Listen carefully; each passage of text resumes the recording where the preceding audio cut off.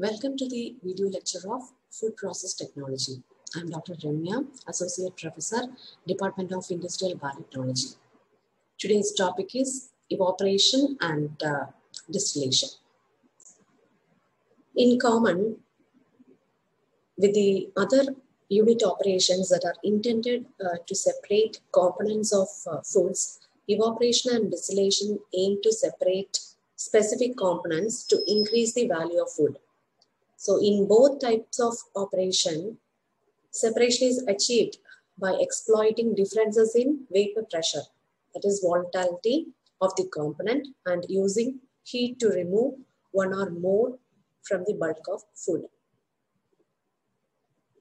So let's see one by one about evaporation and distillation. Evaporation or concentration by boiling is the partial removal of water from liquid foods by boiling of water vapor. So this increases the solid contents of food and hence they preserve it by reduction in water activity. We have already seen what is water activity. The evaporation is used to pre-concentrate foods, for example, fruit juice, milk and coffee prior to drying, freezing or sterilization to reduce their weight and volume. So this saves energy in subsequent operations and reduce storage, transport and distribution cost. So there is also greater convenience for the consumer.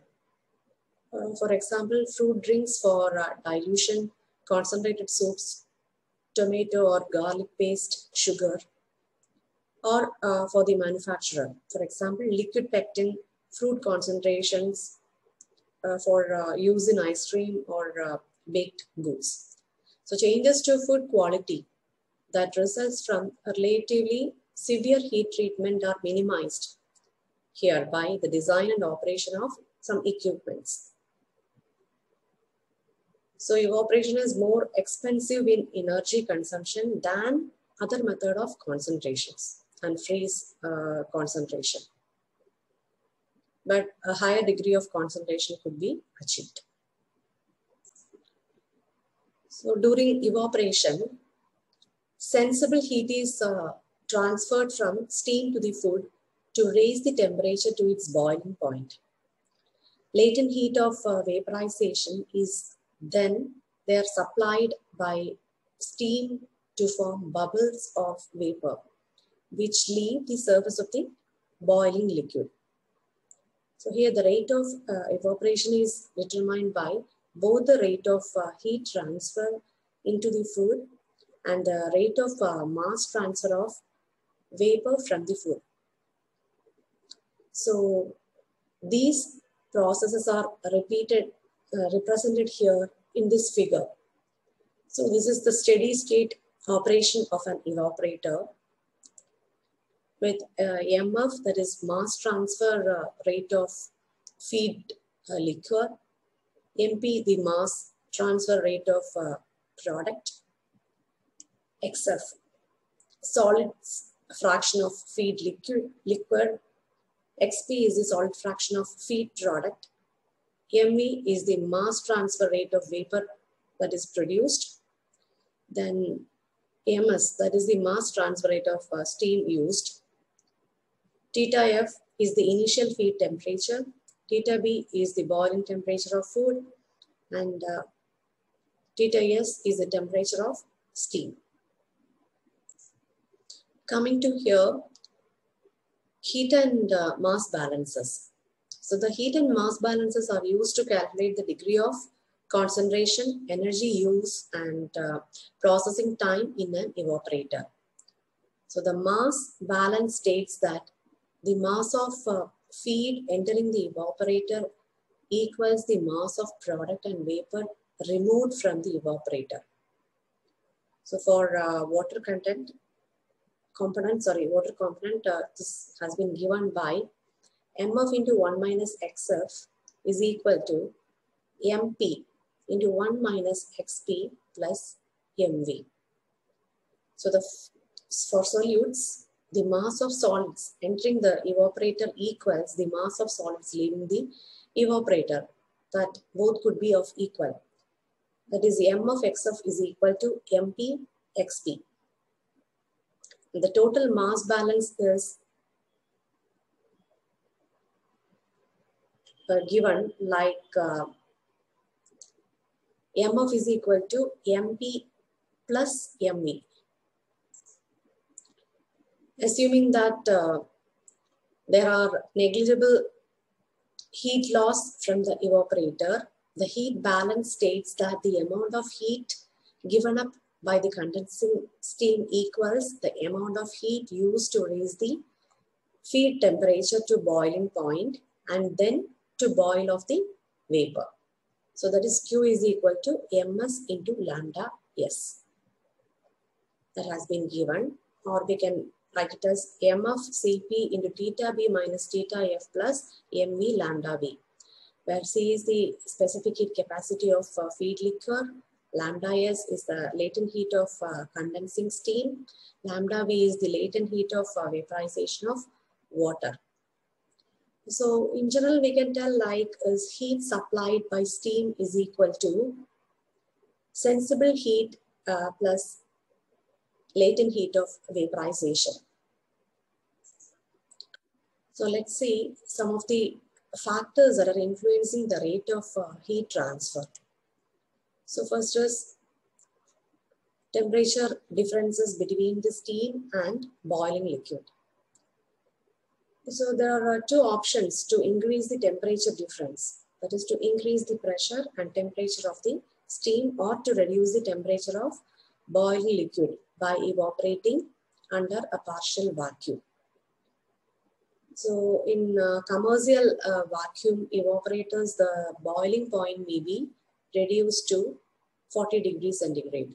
So both methods, they increase the capital cost of equipment because of the extra strength that are required and also the cost of energy needed for processing.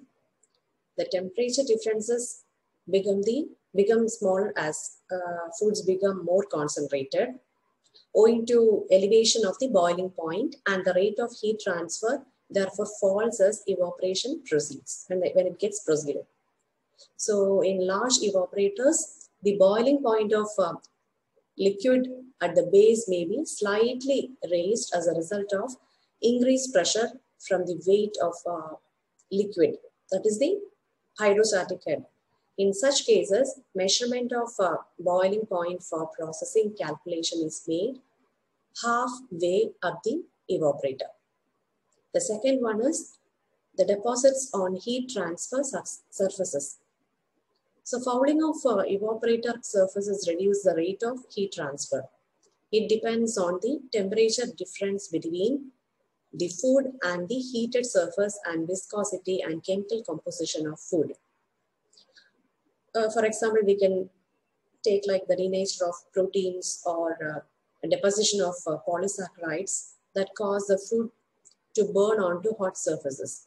So fouling is reduced in some types of equipments by continuously removing food from evaporator walls. The metal corrosion on the steam side of evaporation equipment would also reduce the rate of heat transfer, but it is reduced by anti-corrosion chemicals or surfaces.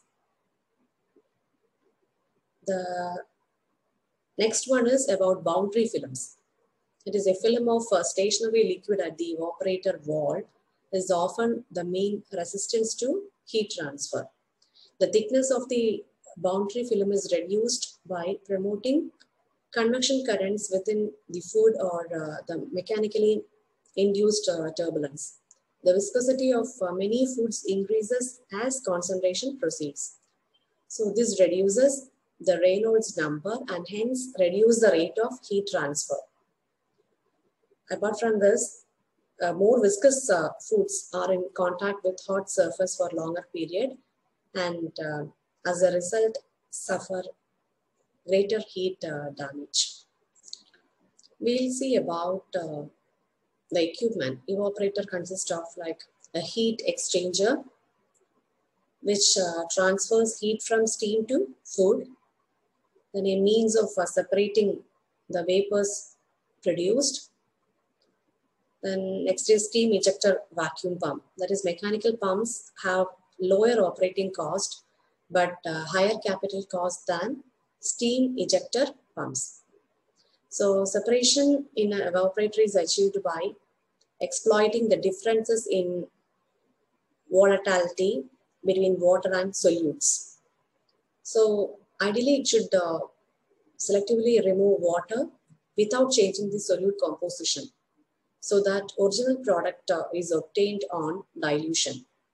So this is approached in some equipment, but the closer to ideal that is achieved, the higher the cost.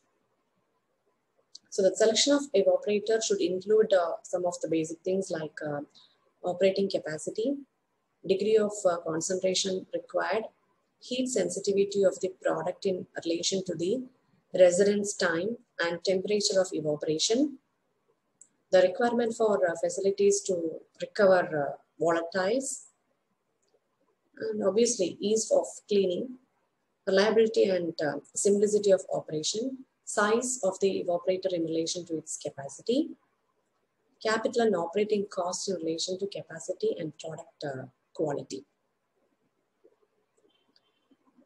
So the most widespread evaporators for juice concentration are falling film evaporators.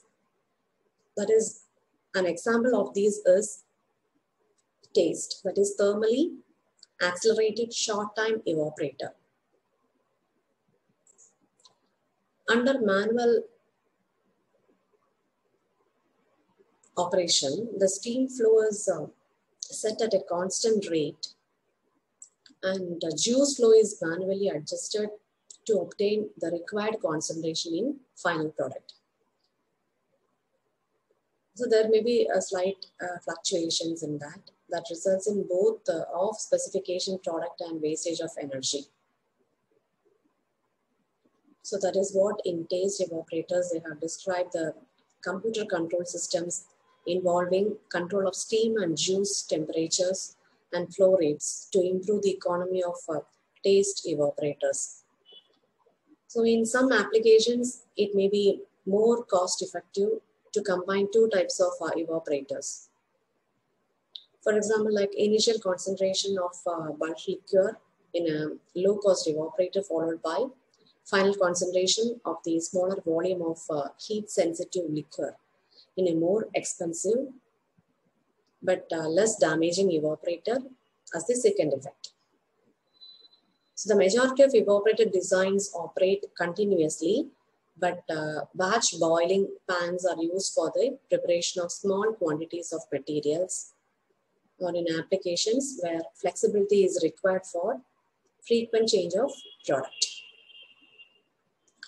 So we'll see one by one like different types of evaporators that were categorized. The first one is natural circulation evaporators. So here it comes, the first one is open or closed pan evaporators that are hemispherical pans that are heated directly by gas or electrical resistance wire or heated indirectly by steam passed through internal tubes or an external jacket. For vacuum operation, they are fitted with a lid. A stirrer or paddle is used to increase the rate of heat transfer and to prevent food from burning onto the pan. So they are similar in appearance to jacketed mixing vessels. They have relatively low rates of heat transfer and low energy efficiencies, and they cause damage to heat sensitive foods too. So they have a low capital cost and relatively easy to construct and maintain and are flexible for applications where frequent changes of product are likely or when used for relatively low or variable production rates. The next is the short tube evaporator. This is an example of a tube and shell heat exchanger, also used in pasteurization and heat sterilization. So it consists of a vessel, or we can consider it as a shell, which contains a vertical or less commonly horizontal bundle of tubes. The vertical arrangement of tube promotes natural convection currents and therefore higher rates of heat transfer, that is shown in figure. Feed liquor is heated by steam condensing on the outside of the tubes and rises through the tubes, boils, and then they recirculates through a central downcomer tube. So the next type is about external calandria evaporators. So they are like tube and shell heat exchangers which are fitted with an external pipe for recirculation of the product. And this increases convection currents and rate of heat transfer, and calandria is easily accessible for cleaning also. Then long tube evaporators. It consists of a vertical bundle of tubes contained, so they were contained in a steam shell. Liquor is heated almost to boiling point before entering the evaporator. It is then further heated inside the tubes and boiling commences. So the expansion of steam forces a thin film of rapidly concentrating liquor up the walls of each tube. So the vapor is reused in multiple effect or vapor recompression systems. Then about what falling film evaporator. For low viscous foods, the thin film of liquor is forced up the evaporator tubes, and for more viscous food or those that are very heat sensitive, yeast extracts, fruit juices, and in starch processing, the feed is introduced at the top of the tube bundle in a falling film evaporator. For the low viscosity of foods, climbing film evaporator is used, but for higher viscous thing, falling film evaporator is used. Next type is forced circulation evaporators. So in forced circulation evaporators, a pump or scraper assembly moves the liquid, usually in thin layers, and thus maintains high heat transfer rates and short residence time. This also results in more compact equipment and higher production rate, but increases both the capital and operating cost of the equipment. Under forced circulation evaporators, the first is plate evaporators that are similar in construction to heat exchangers used for pasteurization and UHT, that is ultra high temperature sterilization. So in this case, the climbing and falling film principle is used to concentrate liquids in the space between plates. The number of climbing or falling film sections fitted within a single mechanism depends on the production rate and degree of concentration that are required. The mixture of vapor and concentrate is separated outside the evaporator. So despite the heat capital investment, these types of evaporator have high rates of heat transfer, short residence time, and high energy efficiencies. They are compact, capable of high throughputs, and easily dismantled for maintenance and inspection. So the next is about expanding flow evaporator. They use similar principles to the plate evaporator, but has a stack of inverter cones instead of a series of plates. Feed liquor flows to alternate spaces between the cones from the central shaft and evaporates as it passes up through channels of increasing flow area. So steam is fed down in alternate channels. The vapor concentrate mixture leaves the cone assembly and is separated by a special design of shell which induces a cyclone effect.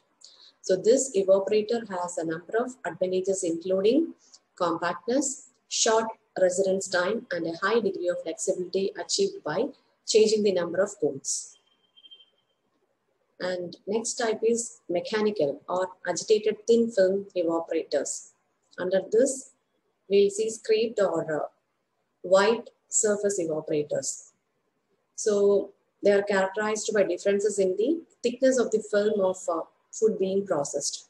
White film evaporators have a film thickness of very 0.25 millimeter, whereas in scrapped film evaporators up to 1.25 millimeter. So both types consist of a steam jacket surrounding a high-speed rotor fitted with short blades along its length. The design is similar to scraped surface aseptic sterilizer. So feed liquor is introduced between the rotor and heated surface, and evaporation takes place rapidly as a thin film of liquor is swept through the machine by the rotor blades. The blades keep the film violently agitated and thus promotes high rates of heat transfer and prevent the product from burning onto hot surface. So this type of equipment is highly suited to viscous heat sensitive foods or to those that are liable to form or foul evaporated surfaces. For example, fruit pulps and juices, tomato paste, meat extracts, honey, coffee, and dairy products. So the operating costs are also high as only single effects are possible that reduces the throughput and gives poor steam economy. It is therefore used for finishing high viscous products at concentration in other equipment where there is less water to be removed. The product is valuable and there is a substantial risk of heat damage. Coming to effects on food, aroma components that are more volatile than water are thus lost during evaporation. So this reduces the sensory characteristics of most concentrates. In fruit juices, this results in loss of flavor, although in some foods, the loss of unpleasant volatiles improves the product quality. Some volatiles can be recovered and retained in the product by volatile recovery by vapor condensation and fractional distillation. The next, by stripping volatiles from the feed liquor with inert gas and adding them back after evaporation. So evaporation darkens the color of foods partly because of the increasing concentration of solids, but also because the reduction in water activity promotes chemical change. So as these changes are time and temperature dependent, short residence time and low boiling temperature produce concentrates which have a good retention of sensory and nutritional qualities. So in the figure we can see, in the table we can see that the vitamin losses in concentrated and ultra high temperature sterilized milk. Next is about distillation. So distillation in food processing is mostly confined to the production of alcoholic spirits and separation of volatile flavor and aroma compounds.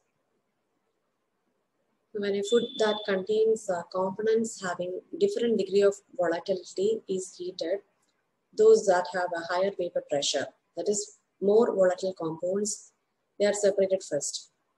So these are termed the distillate, and components that have a low volatility, they are termed bottoms or residues.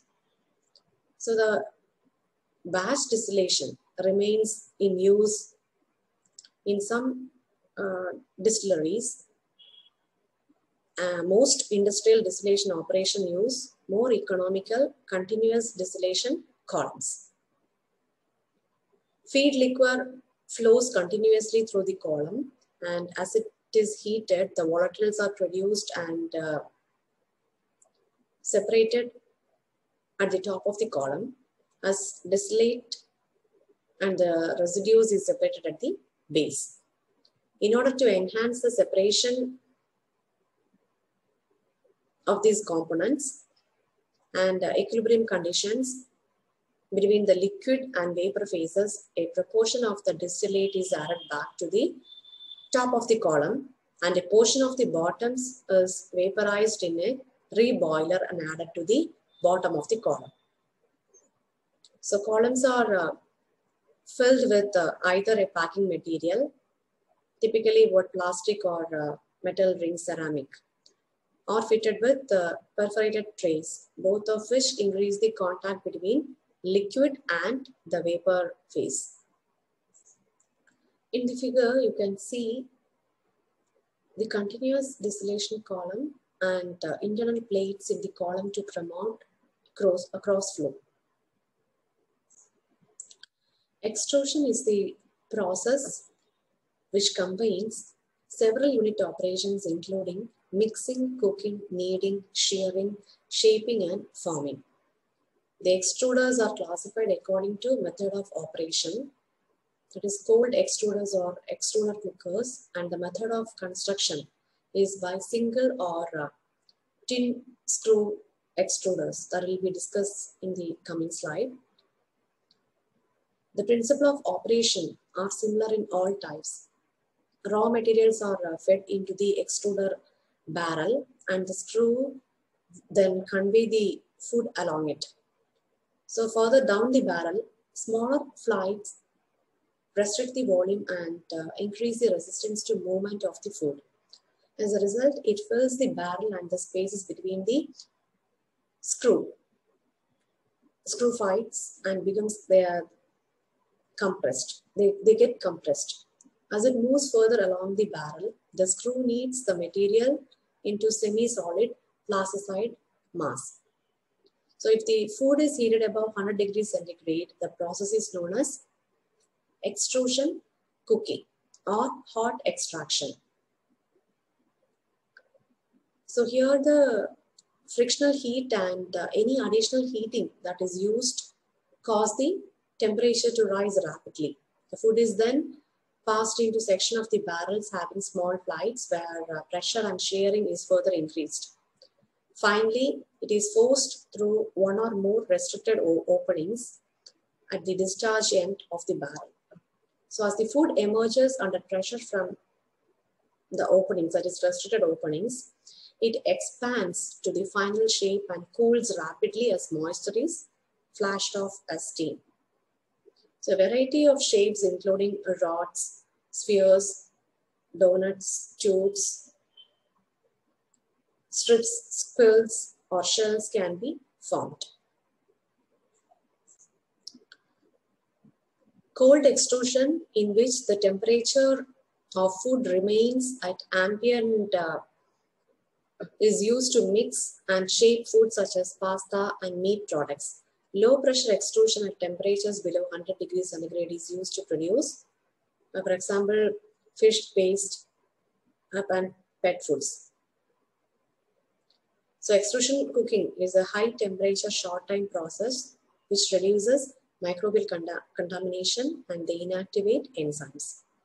So the main method of preservation of both hot and cold extruded foods is by a low water activity of the product, and for semi-moist products in particular by the packing materials that are used.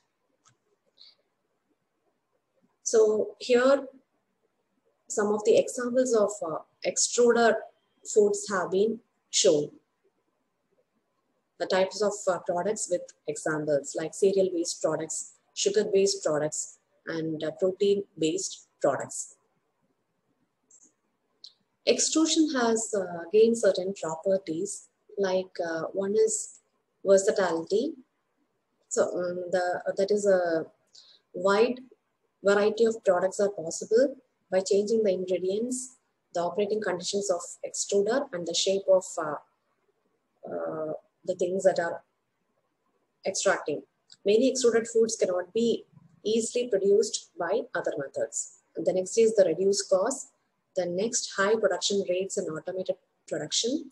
Then product quality. Then no process effluence.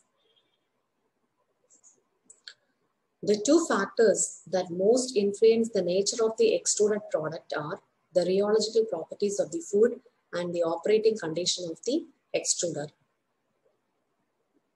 So the rheological properties of the food, the properties of the feed material have an important influence on the texture and color of the product. So the most important factors are the type of feed materials, their moisture content, the physical state of materials, their chemical composition, particularly the amounts and types of starches, proteins, fats, and sugars, then the pH of the moistened material. So during extrusion, cooking of starch-based foods, added water causes the starch granules to swell and absorb water to become hydrated. Smaller particles such as flours or grits are hydrated and cooked more rapidly than larger particles, and this in turn also alters the product quality.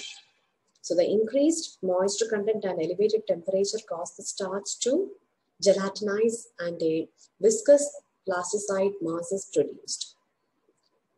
Gelatinization of starch usually causes an increase in viscosity, but in extrusion cookers, the intense shearing action can also break macromolecules down to smaller units that results in reduction in viscosity. Let's see some of the operating characteristics. The most important operating parameters in an extruder are temperature, pressure, diameter, as well as the last one is the shear rate. Coming to the equipments, first we'll see about single screw extruders. So the equipment, it consists of a cylindrical screw that rotates in a grooved cylindrical barrel made from hard alloys or hardened stainless steel to withstand the frictional wear. So the pitch and the diameter of the screw, the number of flights and the clearance between the flights and the barrel can each be adjusted to change the performance of extruder.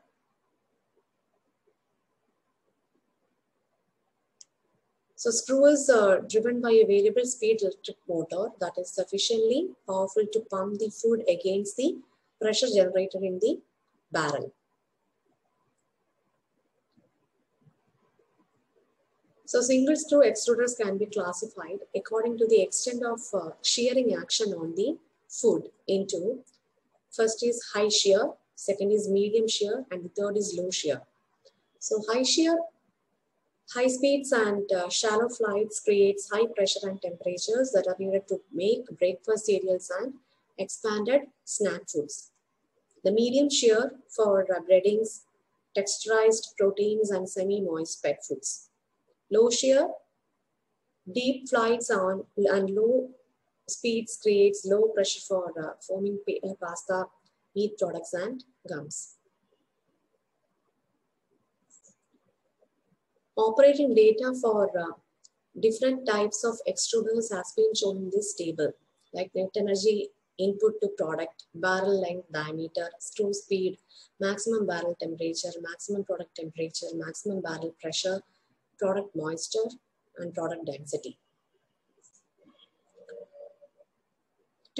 Next is about twin screw extruder. The extruders are classified according to the direction of rotation and the way in which the screws intermesh. So co-rotating intermeshing screws, which are self-wiping, are most commonly found in food process applications. So the spacing between the flights can be adjusted so that large spaces initially convey the material to the cooking session and then smaller spaces compress the plasticized mass before extrusion through an interchangeable line. So the certain advantages of twin screw extruders are the throughput is independent of feed rate and fluctuations in product rate can be accommodated by the positive displacement action of screws. The next is the twin screw machines handle oily, sticky or very wet material or other products that slips in single screw.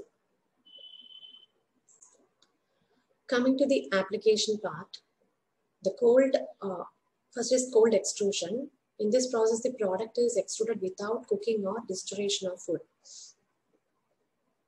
The distortion of food.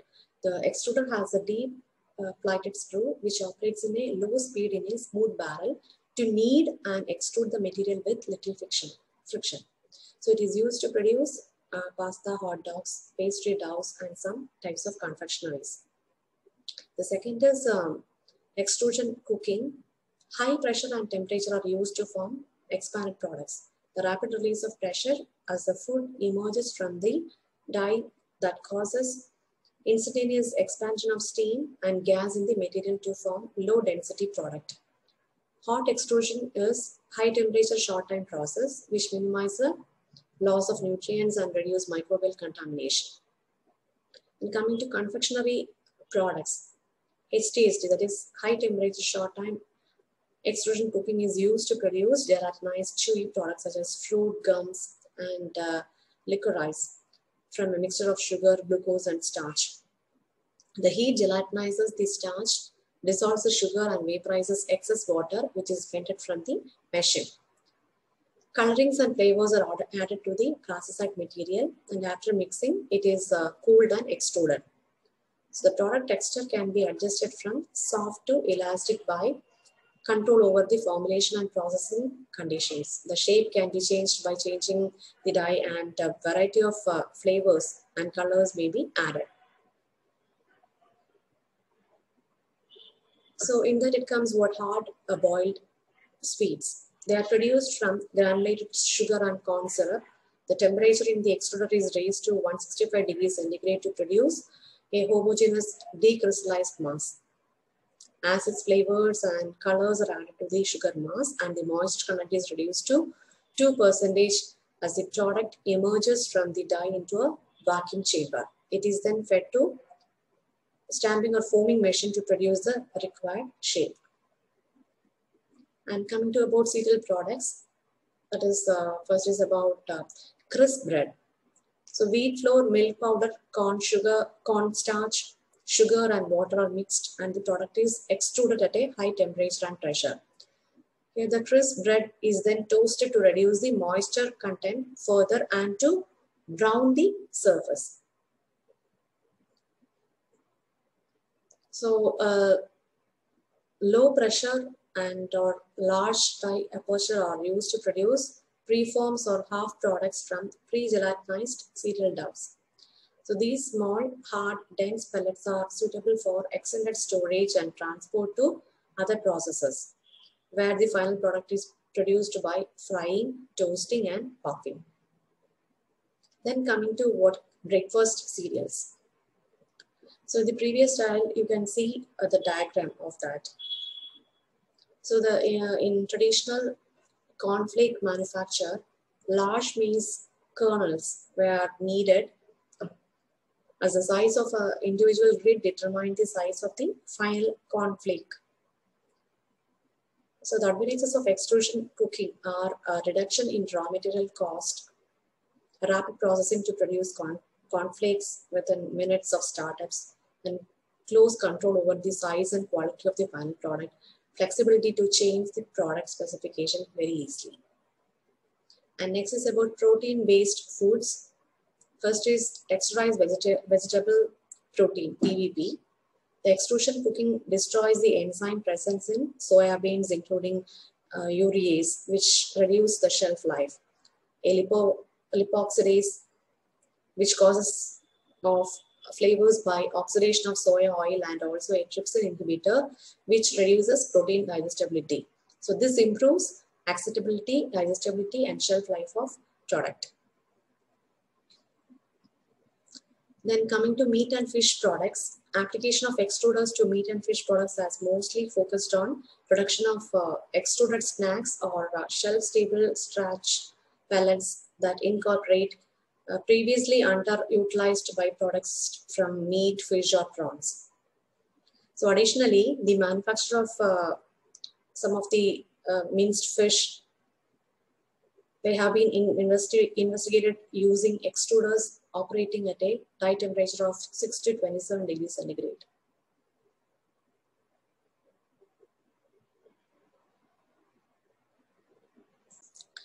These extruders are also beginning to be used for decontamination of spices and for sterilization of cocoa nibs prior to roasting for chocolate manufacture. Then we'll see about effect on food. First is about the sensory characteristics. The production of characteristics texture is one of the main features of extrusion technology. The extent of changes to starch, they were determined by operating conditions and feed materials that produce the wide range of product textures that can be achieved. And high temperatures, short time conditions in extrusion cooking have only minor effects on the natural color and flavor of foods. So in many foods, the color of the product is determined by the synthetic pigments that were added to the feed material as water or oil-soluble powders or emulsions or like that. So the fading of color due to product expansion, excessive heat or reaction with proteins reducing sugars or metal ions may be a problem in some extruded foods. Added flavors are mixed with ingredients before cold extrusion, but this is largely unsuccessful in extrusion cooking as the flavors are volatilized when the food emerges from the die.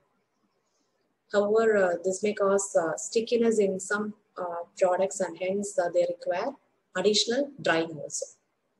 The second is about the nutritional value. Vitamin losses in extruded foods vary according to the type of food, moisture content, temperature of processing, and the holding time. Generally, losses are minimal in cold extrusion.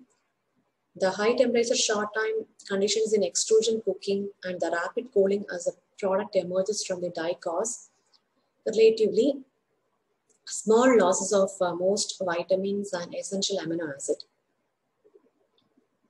So destruction of anti-nutritional components in soya products improves the nutritional value of texturized vegetable proteins.